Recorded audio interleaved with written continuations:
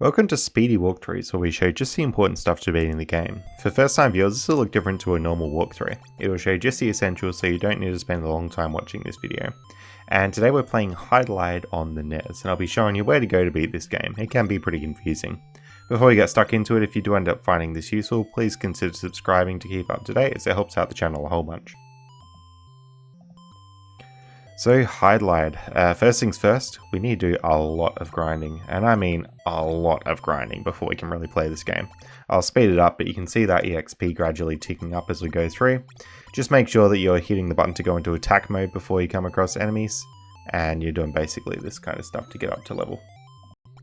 Now at some point throughout the grind you can actually go through and get the first item as well, so you just head left here to this little grave site, and left and then up. And you get this chest here, so that has a cross in it, so that's the first item. That being said though, I'm going to still continue grinding a little bit longer. Now once you got that cross, if you're feeling pretty brave, you can actually go to that maze which was just above where we got the cross from. So this will sort of be the next item to get here. You probably want a little bit more experience in life than what I've got here, but you can do it at this point if you want to. So basically we need to get through this maze, and at the level I'm at I'm not going to be able to take on these enemies, so pretty much what I'm going to do is just wait till the enemies won't do any damage and then make a mad dash for it into this maze here. It's worth noting that if you do get low on life, you can restore life just by standing still on the map, so that's something to keep in mind. So we've sort of gone through the maze there and we're going to make our way out here. Just head up above the maze here.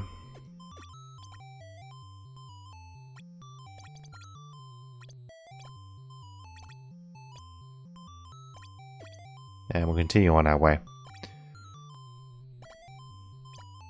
So pretty much I'm just going to go around grinding on all the enemies here. But eventually we'll find our way to this little castle thing, and that's our next destination. So I'll stress again, the sort of EXP that I'm at, and you can tell from the maximum life, is the minimum that you'd want here. But when you're ready to do it, just head into the castle. And the vampire will spawn, so you got to take out the vampire in the castle here. So you just keep hitting it from the side or the back, make sure you're in attack mode and everything, and then that'll spawn this chest, which has a lamp in it. So grab the lamp and then make your way out of the cave. Alright, so out of the cave, you'll notice that there's like a treasure chest in the bottom left, but unfortunately we can't quite get it yet. You'll see it's this chest here, but can't really do anything with that, so don't worry about this for now. Basically just head up from this section.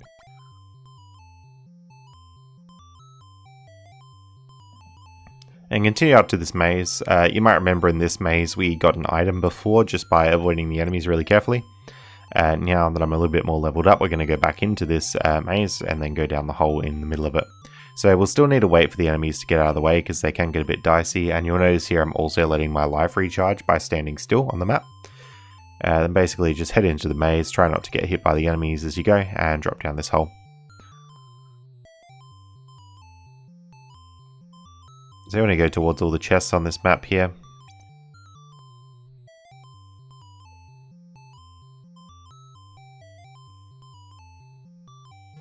And we get a key from that last one there. And then you can drop down this hole and that brings you through to here.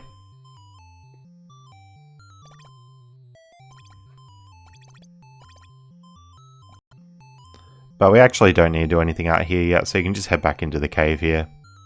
Take down a few of the skeletons if you'd want to. But then we're going to head out the top.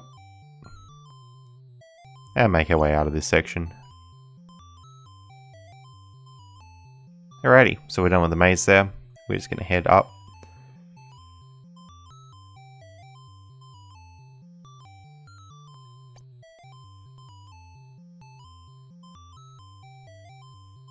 And you can head into this little bit here. You notice there's another chest there.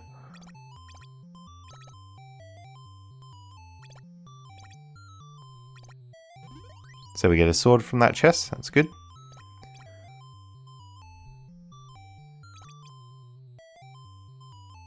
And then we'll just head out. Alrighty, so at this point you can head down past this castle we went to before. Keep heading down. And left.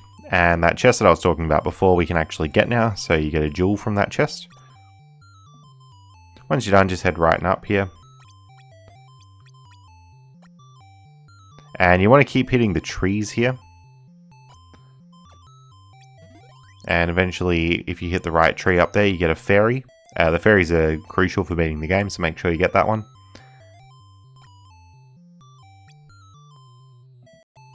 And once you're ready, you just head into this hole here. Wouldn't hurt to restore your life a little bit. Now we got to keep killing monsters in this corridor until we find the right one that has the shield upgrade. So that one's the one there. But it seems to be pretty random. You just keep killing them until you get the one that actually has the shield.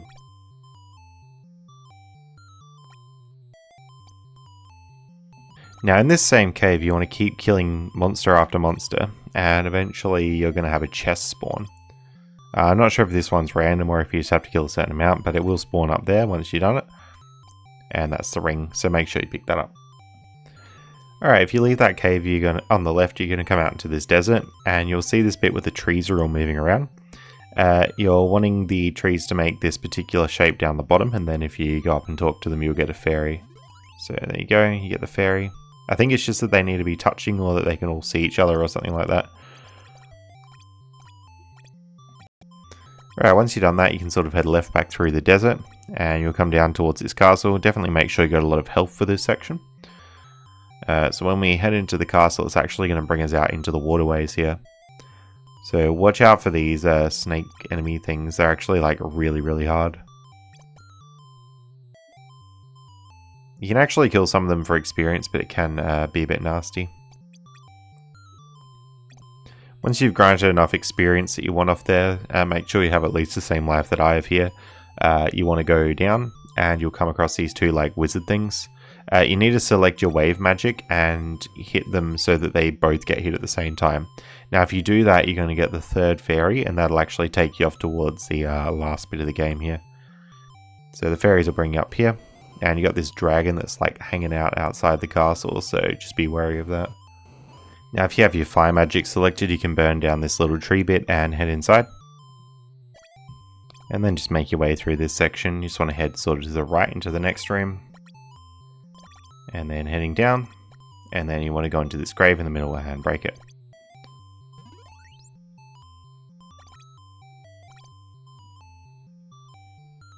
And just make your way back out gradually.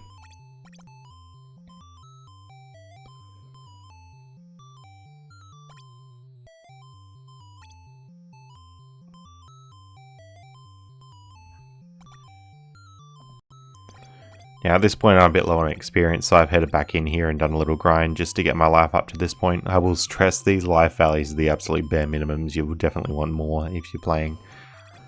Then we want to sort of take on the dragon, so you can sort of run up into the dragon and deal damage to it, but you'll notice as well that I'm taking a lot of damage while doing that.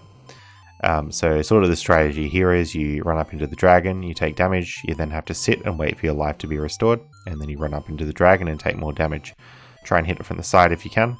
But you can see here why I need to level up, because this is just like, it takes ridiculously long to beat this dragon. If you're a higher level, it is more realistic. But when you beat the dragon, you get a medicine. And because we broke that gravestone earlier, the water's now drained in this moat here.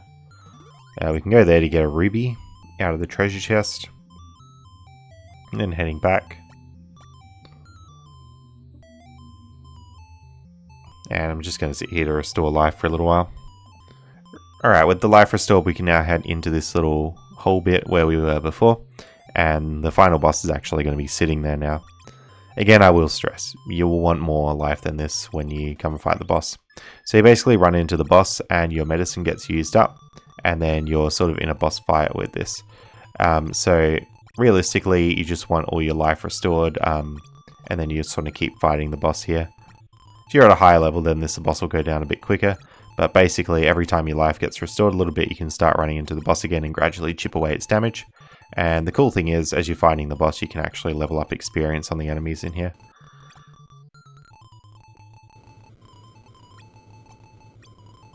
You can use the flash magic to deal some damage if you'd like to the boss, but then just keep chipping away at it.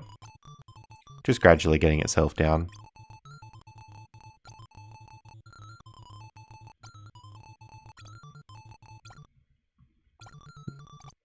And then once you dealt your final hit, the fairies come, and that's the game completed. So that's going to be all for this walkthrough, and I hope you found it useful. Thanks so much for watching.